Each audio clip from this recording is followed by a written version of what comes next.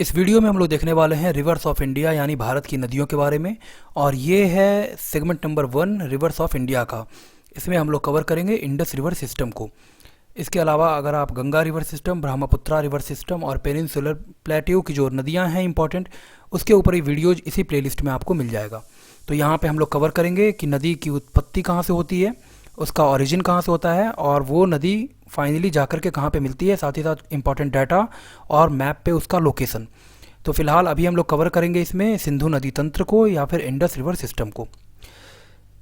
तो Indus river system में को शुरुआत करें उससे पहले आपको इंडिकेशन यहाँ बता दें कि ये ब्लू कलर से यहाँ पर रिप्रेजेंट किया गया है नदी को, नदी के नाम को।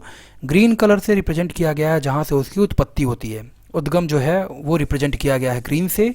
और जहाँ पे नदी जो है वो फाइनली टर्मिनेट करती है, यहाँ पे जहाँ पे नदी ख़त्म होती है उस प्लेस को रिप्रेजेंट किया गया है रेड कलर से। तो ब्लू नदी के नाम के लिए, सोर्स को रिप्रेजेंट किया गया ग्रीन से, और जहाँ पे नदी फाइनली टर्मिनेट होती है उस प्लेस के लिए इंडिकेशन यूज किया गया है रेड कलर का। तो अगर हम लोग इंडस रिवर सिस्टम के बारे में बात करें तो सबसे जो ज़्यादा इम्पॉर्टेंट रिवर है और सबसे बड़ी और लंबी नदी है इस पूरे सिस्टम की, तो वो है Indus river. Indus river Tibet region से निकलता है, लेक मानसरोवर से, माउंट कैलाश के पास से, और दैमचौक जो लोकेशन है इंडिया का, वहाँ से इंटर करती है ये इंडिया में।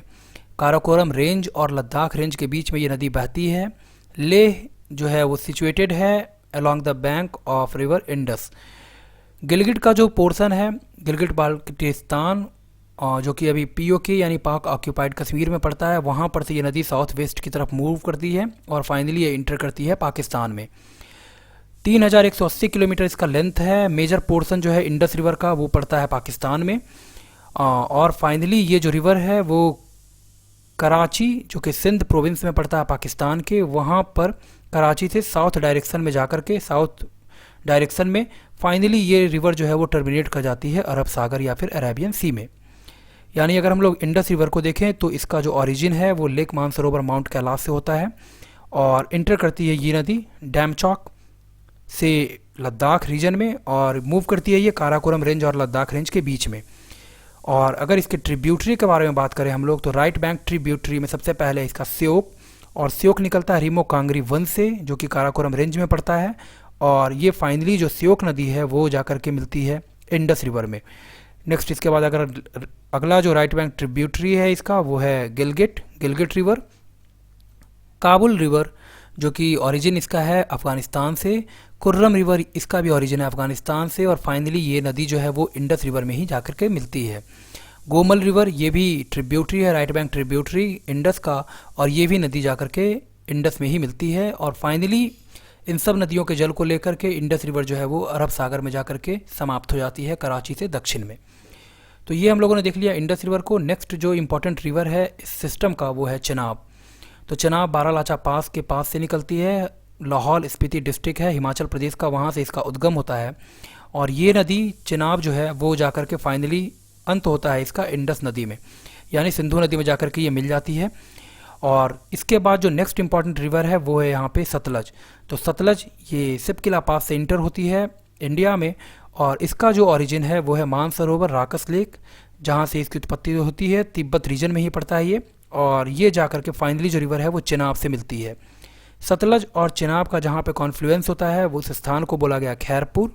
खैरपुर में चेनाब और सतलज नदियाँ मिलती हैं, और चेनाब नदी जो है वो फाइनली मिलती है इंडस से, वो मिलता है मिथानकोट, जो प्लेस का नाम है मिथानकोट, और ये पड़ता है पाकिस्तान का पंजाब प्रोविंस। वहाँ पर जाकर के चेनाब जो है वो मिथानकोट में इंडस रिवर से मिलती है। नेक्स्ट अगर अगली नदी के बारे में बात करें तो वो है झेलम, और झेलम पीर पंजाल रेंज से निकलता है, वेरीनाग स्प्रिंग से, जम्मू कश्मीर से। और ये नदी झेलम जो है वो फाइनली टर्मिनेट होती है चेनाब में, चेनाब में जाकर के ये मिल जाती है। और जिस स्थान पर झेलम और चेनाब का संगम हुआ उस स्थान को बोला गया झांग, यानी झांग जो प्लेस है वहाँ पर झेलम और चेनाब दोनों नदियाँ मिलती है। सतलज और चेनाब ये दोनों मिलती हैं खैरपुर में, और चेनाब और इंडस ये नदी मिलती है मिथानकोट में। नेक्स्ट अगली जो नदी है वो है रावी, और रावी का उद्गम होता है हनुमान टिब्बा हिमाचल प्रदेश से, और ये नदी भी जाकर के चेनाब में मिलती है।